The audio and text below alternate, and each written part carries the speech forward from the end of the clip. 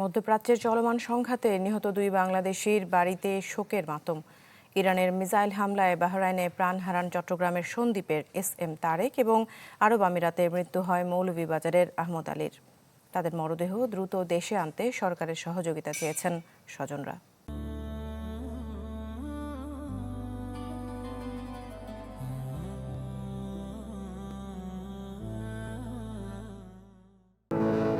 কদিন পরই দেশে ফেরার কথা ছিল SM তারেকের। চট্টগ্রামে পরিবারের সাথে ভাগাভাগি করবেন ঈদ আনন্দ।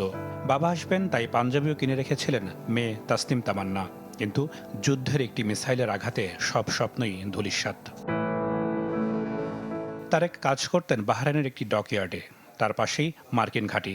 সোমবার সেখানে মিসাইল হামলা চালায় ইরান। তার আঘাতেই ঘটনাস্থলে প্রাণ যায় সন্দ্বীপের বাসিন্দা তারেকের। কালকে এতক্ষণ আমার মার সাথে ভিডিও কলে কথা বলতেছিল, কলে রেখে সব রান্না বান্না করছে। আমার বাবাকে ভিডিও কলে রেখে আমার মা নামাজ পর্যন্ত পড়ছে। আমি ঘুমেছিলাম, আমার বাবা বলছে আমার মইনাকে একটু দেখা। আমাকে কোনোদিন বলতো না, নাম ধরে কোনোদিন বলতো না, আমাকে মা মা করে ডাকতো। 27 বছর আগে বাহরাইন যান তারেক। দেশে আসতেন প্রতি বছর। এখন অন্তত তার মরদেহ হলেও দেখতে চান স্বজনরা। এজন্য চেয়েছেন সরকারের সহায়তা। জনসংখ্যার কল্যাণ মন্ত্রণালয়, যেখানে যারা আমাদের ওখানে যে এম্বাসি আছে, এরা যেন সবাই ভালো একটা সহযোগিতা করে, যেন ওনার প্রকৃত হকগুলি পেয়ে ওনাকে দেশে ফেরত আনার জন্য কি করতে পারেন আপনারা করবেন, এই অনুরোধ রাখলো আর কি। জীবিকার তাগিদে আরব আমিরাতে যান মৌলভীবাজারের আহমদ আলী। স্বপ্ন ছিল দেশে ফিরে বাড়িতে সবাইকে নিয়ে একসাথে বসবাস করবেন, কিন্তু অধরাই থেকে গেল সব। মধ্যপ্রাচ্যে চলমান সংঘাতে ইরানের ছোড়া মারণাস্ত্রে প্রাণ হারালেন আজমান শহরে।